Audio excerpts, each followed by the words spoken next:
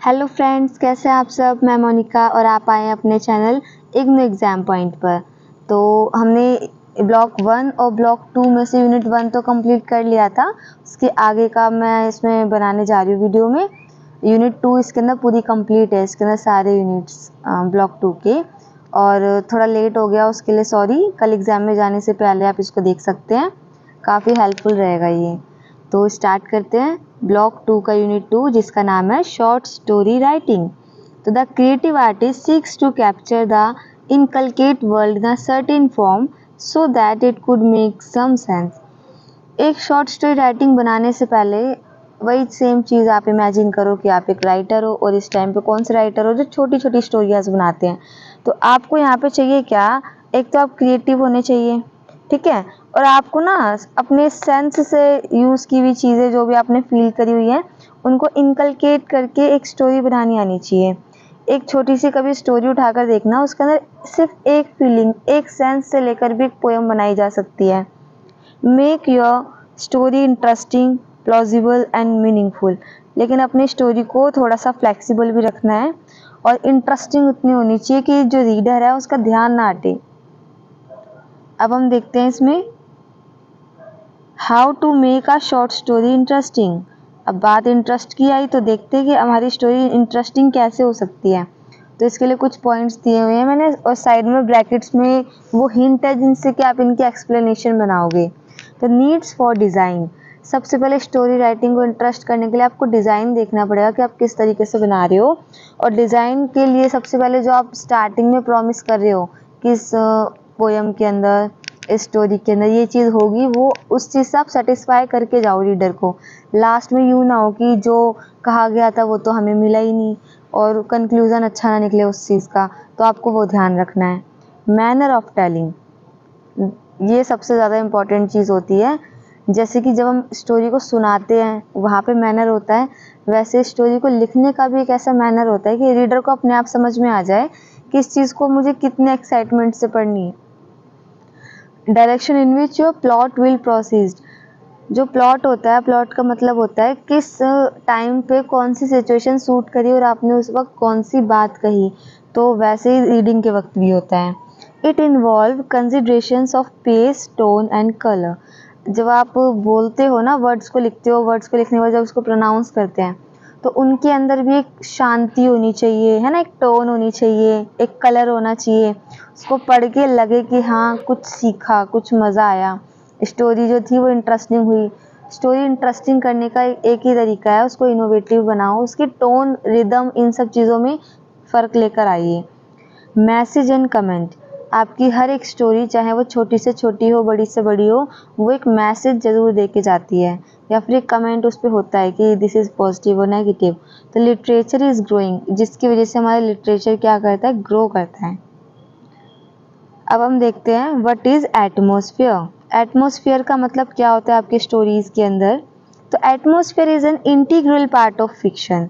एक integral part है। अब आप सोचो, आपको स्टोरी को बनाना है बहुत ज़्यादा हैप्पी, और आप स्टार्टिंग में फिर सैड बातें करोगे तो एटमॉस्फेयर तो बनने वाला नहीं है हैप्पी। आपको वहाँ पे एटमॉस्फेयर स्टार्टिंग से इतना बेस्ट रखना है कि जो आपकी स्टोरी है उसमें रीडर जो है वो अट्रैक्ट हो जाए, वो फैसिनेट हो जाए आपकी तरफ। It involves a writer to establish likeness. इसके अंदर जो राइटर होता है उसको ये देखना होता है कि उसका रीडर उसे चाहता क्या है, उसको कौन सी चीज़ें पढ़नी पसंद है। And win the reader's willingness, और उसकी इच्छा को जीत लेता है। To accept the world created by the story teller.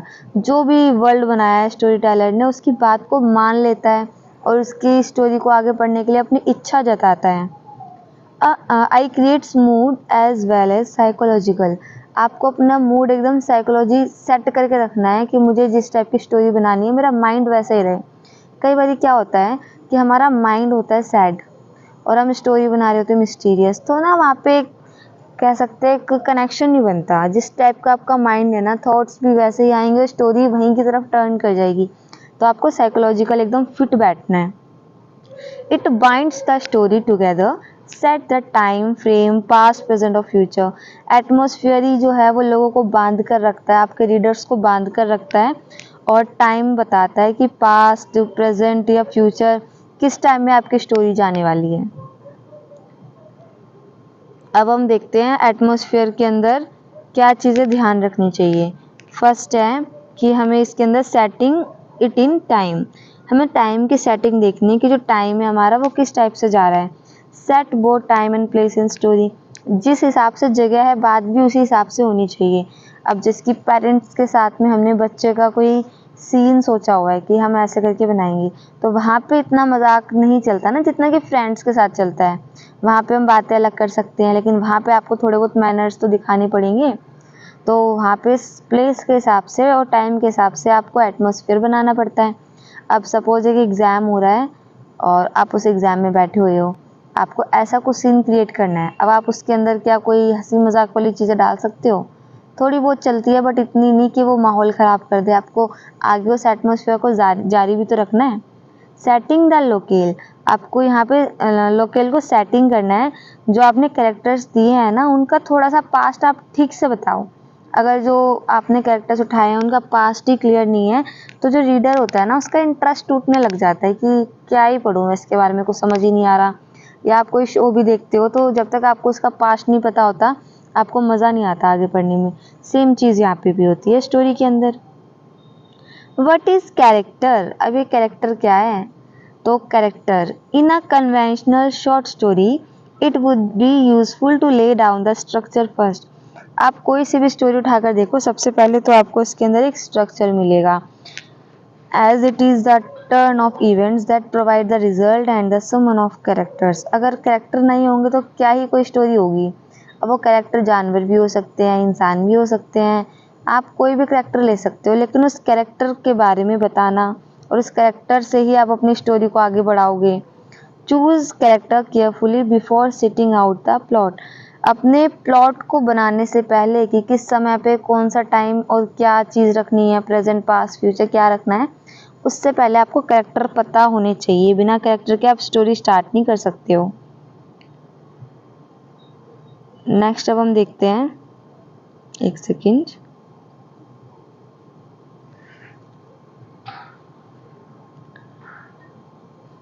अब हम देखते हैं कैरेक्टर को हम कैसे चूज कर सकते हैं और कैसे उनको डेवलप कर सकते हैं। तो कैरेक्टर चूज करने के लिए right the character realistic detail and articulate there thought. आप पहले रफ पेज पे एक अपना कैरेक्टर बनाइए, उसके थोड़े रियलिस्टिक चीज़ें दिखाइए, बिल्कुल इमेजिनरी नहीं लगना चाहिए। अब आप भी जानते हो वी आर ह्यूमन बींग्स, और ह्यूमन बींग्स हमेशा कभी कंप्लीट नहीं हो सकते हैं। उनकी हर चीज़ें अच्छी ही या हर चीज़ें बुरी ही नहीं होती हैं, वो दोनों तरीक़ों की चीज़ों से मिलके बने हैं। कुछ चीज़ें उनमें अच्छी मिलेंगी तो कुछ बेकार भी मिलेंगी, तो हमें दोनों को एक्सेप्ट करते हुए कोई ऐसा ही कैरेक्टर को चूज़ करना चाहिए जिसके अंदर दोनों चीज़ें हों। बिल्कुल स्ट्रॉन्ग कैरेक्टर भी एक तरीके से फेक लगेगा और बिल्कुल वीक कैरेक्टर भी एक तरीके से फेक लगेगा, तो आपको उसके बारे में आर्टिकुलेट करना है, थॉट्स को बनाना है। तो एक विलियम फॉल्कर नाम के राइटर हैं, इन्होंने कहा है कि एक्सपीरियंस, ऑब्जर्वेशन एंड इमेजिनेशन, ये 3 सोर्स हैं कैरेक्टर को चुनने के लिए। आप अपने एक्सपीरियंस से चुन सकते हो कि कोई कैरेक्टर किस तरीके से हो सकता है, ऑब्जर्व कर सकते हो और इमेजिन भी कर सकते हो। बट इमेजिनेशन के अंदर आप कई बार फेक कैरेक्टर भी बना लेते हो, तो इतना फेक कैरेक्टर आपको नहीं बनाना। अब डेवलपिंग कैरेक्टर्स, कैरेक्टर बन तो गए, एक सेकंड पहले हम ना इसको कंप्लीट कर लेते हैं, चूजिंग कैरेक्टर का लास्ट पॉइंट भी। Combined with social habits, philosophical outlook, present character both familiar and fascinating. आपको जो भी कैरेक्टर चूज करना है ना, उसको सोशल हैबिट्स से जोड़िए। कुछ हैबिट्स होती हैं जो सोशल के अंदर पाई जाती हैं, चाहे वो अच्छी हो चाहे बेकार हो, थोड़ी बहुत आप उनको जोड़िए। अगर बेकार है तो उसको ठीक करते हुए दिखाइए, अगर अच्छी है तो उसको आगे मोटिवेट करिए। उसके ऊपर एक फिजियोलॉजिकल आउटलुक लगना चाहिए कि हाँ ये चीज़ रियलिटी में हो सकती है। प्रेजेंट कैरेक्टर जो है आपका वो फैमिलियर भी होना चाहिए और साथ ही साथ फैसिनेट करे, लोगों को इच्छुक बनाए कि वो अपनी विलिंगनेस दिखाए देखने के लिए। अब हम देखते हैं कि डेवलपिंग ऑफ कैरेक्टर कैसे किया जाता है। तो plot denotes movement in time and space, कि जो प्लॉट होते हैं वही दिखाते हैं जो टाइम और स्पेस। अब तक तो प्लॉट आपको रट गया होगा, 2-3 बार नाम आ गया। It is essential to grow and seem to grow. अब जो कैरेक्टर हमने बनाया है स्टार्टिंग में उसको दिखा दिया, अब आगे अगर हम उसको वो चीज़ फेस करते हुए नहीं दिखाएंगे तो फिर क्या ही मज़ा आएगा। आप कोई भी मूवी उठा लीजिए, उसके बारे में जो आपको कैरेक्टर होंगे पता होंगे, उसको आगे वो लोग क्लैरिफाई करने की कोशिश करते हैं कई बारी, है ना। कई बारी आप विलेंस को देखोगे लड़ते हुए दिखाएंगे, जीतते हुए दिखाएंगे, प्रॉब्लम सॉल्व करते हुए दिखाएंगे, तो कैरेक्टर को सॉल्व करते हुए, ग्रो करते हुए जरूर दिखाना है। That is developing character. Clever story teller develop interest in character. एक जो क्लेवर स्टोरी टेलर होता है, जिसका दिमाग थोड़ा शार्प होता है, वो लोग इंटरेस्ट कैरेक्टर के अंदर कैसे जताते हैं, जो एलिमेंट्स होते हैं उनके अंदर सस्पेंस लाकर, और साथ ही जो भी उनके अंदर एक्साइटमेंट होती है ना, उसको बनाते भी हैं, एब्जॉर्ब भी करते हैं। आप लोगों ने देखा होगा कि जो सीरियल्स वगैरह होते हैं ना, उसके अंदर जो लास्ट जब खत्म होने वाला होता है, जब लिखा होता है कल देखिए, तो उसके अंदर ना कुछ ऐसा सीन दिखाया होता है जो शायद कल ना आके परसों आएगा, लेकिन वो क्या कर रहे होते हैं, वो आपकी इमेजिनेशन को बिल्ड कर रहे होते हैं। आप सोचने लग जाते हैं इसके बाद ये हो सकता है या ये हो सकता है, फिर आप उसके लिए इतने क्यूरियस हो जाते हैं कि कल की अलावा परसों भी आप उसको देखते हैं। सेम ऐसे कैरेक्टर्स को डेवलप किया जाता है। अब हम देखते हैं कि एक्सपेरिमेंटल स्टोरीज क्या होती हैं और इसी के अंदर ये एंटी हीरो वगैरह क्या होते हैं। इंपॉर्टेंट क्वेश्चन है, सारे ध्यान से देख लेना। तो experimental stories are stories where the modes are revised due to the result of change in sensibility over a period of time. तो इसके अंदर जो स्टोरीज होती है ना, उसका रिजल्ट कैसा होता है, टाइम के हिसाब से चेंज भी कर सकते हैं हम, है ना। कुछ ऐसा भी छोड़ सकते हैं जिसके अंदर हम लोग खुद इमेजिन करें आगे क्या होगा। तो ऐसे स्टोरी जहाँ का जो रिजल्ट होता है वो चेंज हो सकता है, सेंस हम सोच सकते हैं इसकी जगह ये भी किया जा सकता था, इस टाइप का। अब नेक्स्ट कैरेक्टर आता है इसमें, एंटी हीरो। आप लोगों ने देखा होगा आजकल ये वाली जो एंटी हीरो वाली थीम है, ये बहुत ज़्यादा फेमस है। जो हम सोच रहे होते हैं ना स्टोरी के अंदर हीरो के साथ, वो हो ही नहीं रहा होता है, एक नया कैरेक्टर उसके अंदर ऐड हो जाता है। ऐसा क्या होता है, क्यों होता है, वो हम देखते हैं। तो ये एक मार्क फीचर है 20th सेंचुरी का, बहुत ज़्यादा फेमस है। Closely connected with changes in traditional values and lifestyle. बहुत ज़्यादा कनेक्टेड है हमारी लाइफस्टाइल से, इसलिए हम एंटी हीरो को देखना ज़्यादा पसंद करते हैं। हीरो का मतलब क्या होता है, जो लाइफ डेथ इन सब में प्राउड ये सब फील करवाए, है ना, लड़ते हुए दिखाते हैं उसको, हर प्रॉब्लम को फेस करते हुए दिखाते हैं। स्टार्टिंग में पहले सबसे ज़्यादा पिटाई हीरो ही खाता है, लास्ट में जाके यही जीत जाता है। तो कुछ इस तरीके से ह्यूमन नेचर जो होता है वो कभी कभी इसके अंदर, देखो ह्यूमन नेचर होता क्या है कि वो हर चीज़ को ना ये मान लेते हैं कि यहाँ पे हीरो जीतेगा ही, तो वो कई बार इमेजिनेशन छोड़कर लास्ट में ये थिंकिंग बना लेता है कुछ भी हो तो जीत ही जाएगा, बट एंडिंग में आके वो हार जाता है और एक नया हीरो आ जाता है। तो ये भी एक तरीके से आजकल की थीम चल रखी है कि एक नए बंदे की भी एंट्री हो सकती है। जो एंटी हीरो है ना, वो ह्यूमन के नेचर को तोड़ रहे हैं, जो हम लोग सोचते थे ना उसको हटा रहे हैं कि कुछ नया सोचो। आप लोग भी बहुत हो गए, बोर हो गए होगे देख देख के सेम चीज़ें। अब देखते हैं एंटी प्लॉट। प्लॉट का मतलब सेम टाइम सेम जगह, गाना नहीं गा रही मैं, वो आप लोगों को भी पता होगा। सेम टाइम पे सेम जगह पे जो हमने डायलॉग सेट किए होते हैं वही प्लॉट कहलाते हैं। तो अब एंटी प्लॉट क्या है, earlier storyteller not bothered simply use pun once upon a time. अब तो समझ में आ गया होगा थोड़ा सा। जो पहले के लोग थे ना, उनके अंदर थोड़ी बहुत क्रिएटिविटी थी और उन्होंने ऐसी लाइनें बनाई, वंस अपॉन अ टाइम। लेकिन अब के जो क्रिएटिव राइटर्स नहीं है, जो हैं वो तो बना रहे हैं, लेकिन जो नहीं है वो क्या कर रहे हैं, कॉपी पेस्ट। उनके अंदर एक चीज़ है कि बस पुरानी जो कुछ भी समझ में ना आए तो बोल दो एक बार की बात है और स्टार्ट हो जाओ, क्योंकि सबसे ज़्यादा डिफिकल्ट काम है किसी काम को स्टार्ट करना। एंडिंग तो हम पहुंच ही जाते हैं कैसे ना कैसे करके। अब यहाँ पे क्या बोला जा रहा है कि जो प्लॉट है, एक्चुअली में हम लोग स्टोरी में यही स्टार्ट कर देते हैं कि एक बार की बात है, ऐसा हुआ था वैसा हुआ था। लेकिन अब के बच्चे या अब के राइटर्स क्या कर रहे हैं, let suppose that a shy timid, कुछ इस टाइप का भी इस्तेमाल कर रहे हैं कि सोचो अगर ऐसा होता, या कोई कहानी को अलग तरीके से स्टार्ट करना, इनोवेशन लेकर आना। ये है एंटी प्लॉट, जो कि नॉर्मल पुरानी लाइंस नहीं है। अगर आप अपनी बुक्स के अंदर भी देखोगे तो कई चैप्टर्स आपको मिल जाएंगे वंस अपॉन अ टाइम करके, बट ये बहुत पुराना हो गया। Modern writer are more self conscious, बहुत ज़्यादा सेल्फ कॉन्शियस हैं, बहुत ज़्यादा चीज़ों को सोचते हैं डीपली, उनके बारे में कहते हैं ना गहन चिंतन करना, एकदम डीपली खो जाना, अपनी मस्त मगन हो जाना, कुछ इस टाइप के हो जाते हैं। And use many ways of telling a short stories, और बहुत सारे तरीके भी लेकर आते हैं अपने स्टोरी को बताने के लिए। अल्टीमेट पर्पस क्या होता है communicate aspects of truth of life but now creative outlet. पहले के लोग जो राइटर्स थे जिन्होंने अपने टाइम पे क्रिएटिविटी करी, बट वो अब हमारे लिए आउटडेटेड हो गया है, उसे अपडेटेड करने की ज़रूरत है। पहले वो लोग ट्रूथ ऑफ लाइफ दिखाते थे, बट अब हमें क्रिएटिव आउटलेट के अंदर इसको थोड़ा और इनोवेटिव तरीके से दिखाना है और नए तरीके से दिखाना है। नेक्स्ट टॉपिक है open ended and innovation styles. तो आप इसको ज़रा ध्यान से देखिए। जो हमारी स्टोरीज होती हैं उसके अंदर एंडिंग को लेके बड़ी दिक्कत होती है। तो अब ये ओपन एंडेड नैरेटिव क्या है, यहाँ पे अब के राइटर्स क्या कर रहे हैं, एंडिंग को क्लियर ही नहीं करते भाई, ख़त्म। यहाँ पे कुछ समझ में ही नहीं आता हुआ क्या एंड में, और सारी की सारी क्यूरियोसिटी ऐसी बना के जाते हैं कि अगर मूवी का भी पार्ट 2 बन जाएगा ना, तो मूवी का पार्ट 2 देखने के लिए वेट करेंगे। अब कई मूवीज ऐसी थी, बीच में एक मूवी चली थी जिसके पार्ट 1, 2, 3 बने थे, उसका नाम मुझे आप बताओगे। 8 साल तक उसकी शूटिंग हुई थी, कौन सी मूवी थी वो। तो ऐसे हम लोग उसको देखने के लिए बहुत ज़्यादा एक्साइटेड हुए थे, है ना। तो इसके अंदर यही तो हमारे क्रिएटिव राइटर्स ने अपनाई थी। नेक्स्ट है इनोवेशन इन स्टाइल। अब हम स्टाइल में कैसे बदलाव ला सकते हैं, तो fictional text, short prose, works, pieces, sketches, इन सबको नए तरीके से दिखाकर।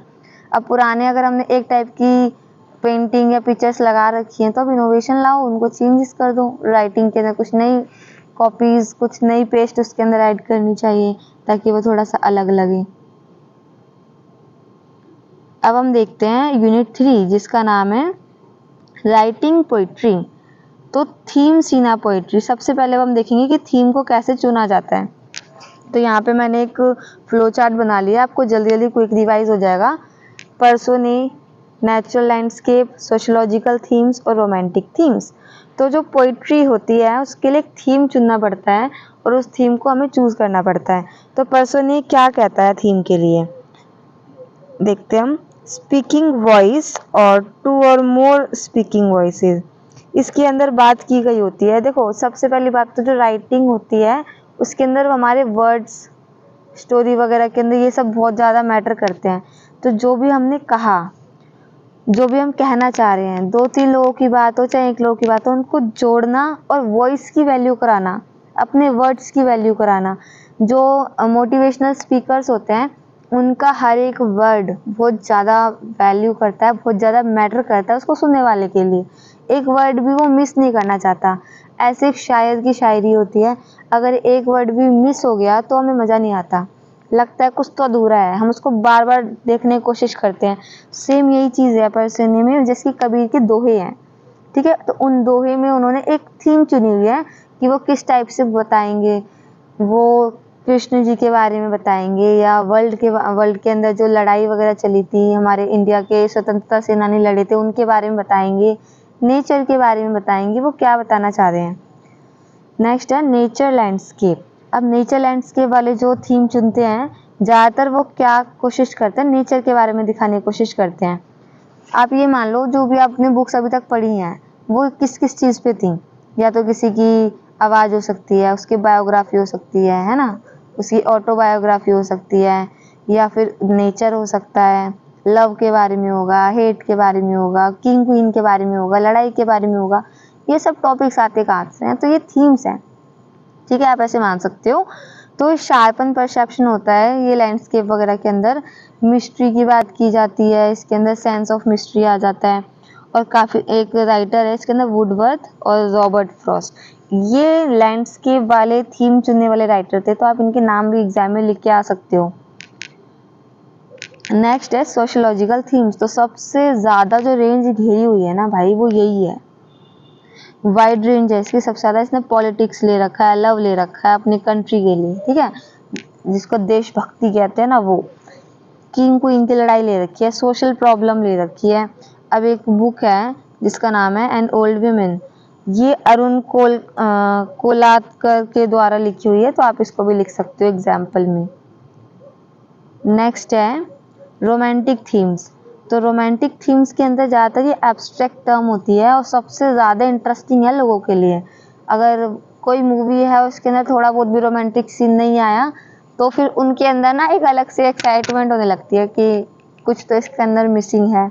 आपने देखा होगा रोबोट जैसी मूवीज के अंदर रोबोट में भी आपस में रोमांटिक सीन दिखाए हुए हैं, थोड़ी सी अट्रैक्शन को बढ़ाने के लिए, लोगों को फैसिनेट करने के लिए। और जो रोमांटिक थीम है ना वो कई टाइप का हो सकता है। एक फ्रेंड के साथ, एक रिलेशन का लव हो सकता है, रोमांटिक थीम हो सकता है। और यहाँ पे हम लव अफेक्शन वगैरह को भी ऐड कर सकते हैं, जो कि एक माँ का बच्चे के लिए, भाई का भाई के लिए, ये सब सीन भी होते हैं। तो इसके अंदर जो है एक स्टोरी बताई गई है, द स्नेक चार्मर।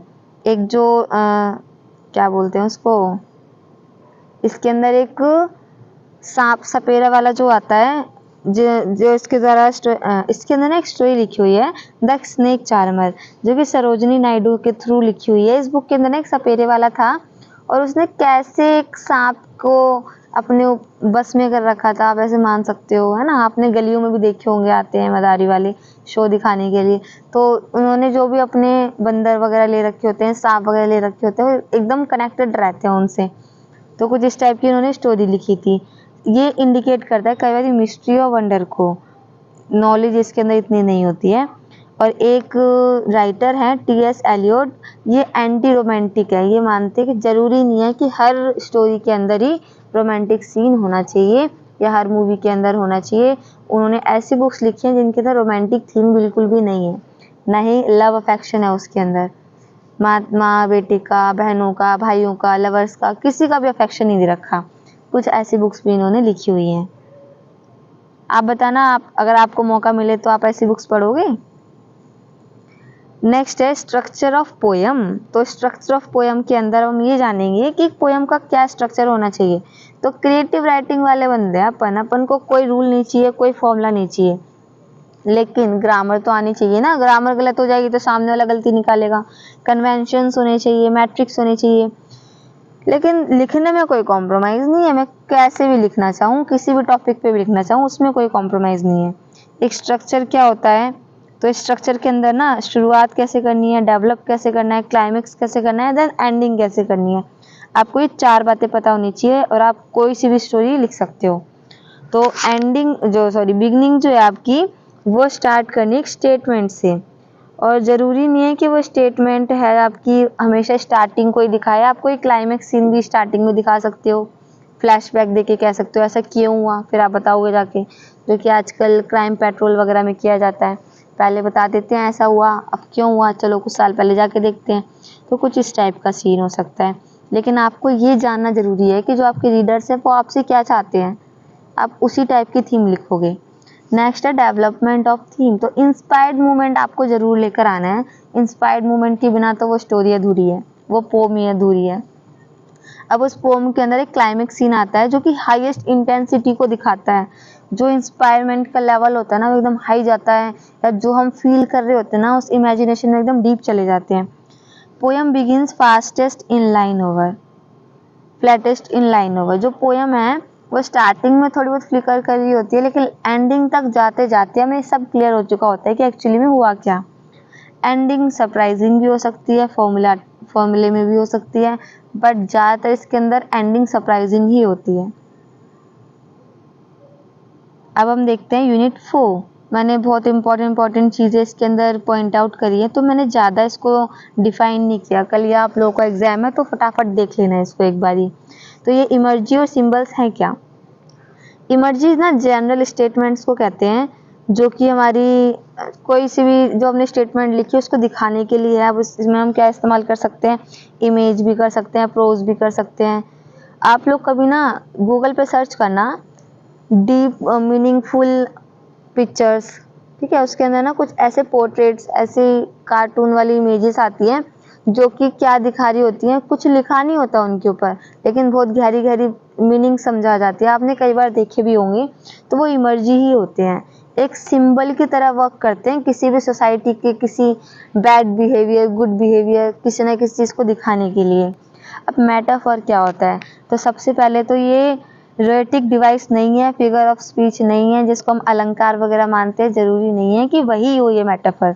ये स्टीरियोटाइपिक ऑफ आइडियाज़ भी होते हैं, सिंपल होते हैं, ज़्यादा इनको वैसा दिखाने की ज़रूरत नहीं है, घुमाने की ज़रूरत नहीं है।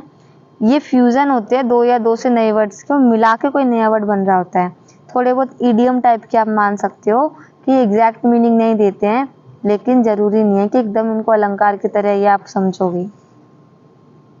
एंड देन लास्ट है आपका यूनिट ब्लॉक 2 खत्म होने वाला है, तो लास्ट टॉपिक है मैट्रिकल स्ट्रक्चर्स। तो अब ये जो मैट्रिकल स्ट्रक्चर्स हैं, इनके ना 2 चीज़ें हैं, एक तो रिदम और दूसरा मीटर। अब रिदम क्या होती है, आपने वर्ड बचपन से सुना है, आपकी पोयम में रिदम होना चाहिए, दम होना चाहिए, है ना, एक राइमिंग वर्ड्स आने चाहिए। तो organisation of thoughts, dictation, mood, emotions, love, इन सब चीज़ों का एक ऑर्गेनाइजिंग पैटर्न होता है।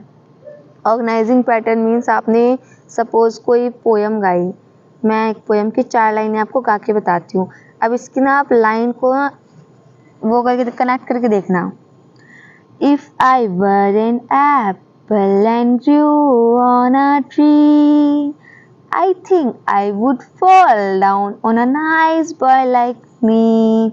तो इस पोयम के अंदर एक बच्चा है जो सेब को देखते हुए ये कह रहा है कि अगर मैं सेब होता तो क्या करता, मैं आपको वो सेब दे देता, मैं अपने आप गिर जाता, कहता मुझे खा ले। मैंने अभी 4 लाइनें गई हैं, पूरी कंप्लीट नहीं बोली, बट इसमें यही होता है। तो इसमें आपने लाइनें देखी, एक दूसरे से कनेक्ट कर पा रही हैं। तो ऐसे रिदम को बनाना होता है। अभी रिदम 2 टाइप का होता है, या तो राइजिंग अप होता है या तो फॉलिंग डाउन होता है। अब मीटर क्या होता है, रिदम की लाइनों को आप कनेक्ट कर दीजिए, वो मीटर बन जाएगा। ठीक है, जो एनालाइज करता है मीटर को, उसको स्कैंशन कहते हैं। और मीटर के अदर नाम्स भी दे रखे हैं आपको, एनएप्स, टॉर्क, डिक्टल, ये अदर नाम है इस मीटर के। तो यहाँ पे हमारा ब्लॉक 2 कंप्लीट होता है। अगर आपको वीडियो पसंद आई है तो लाइक, शेयर एंड सब्सक्राइब करना ना भूलें। Thank you.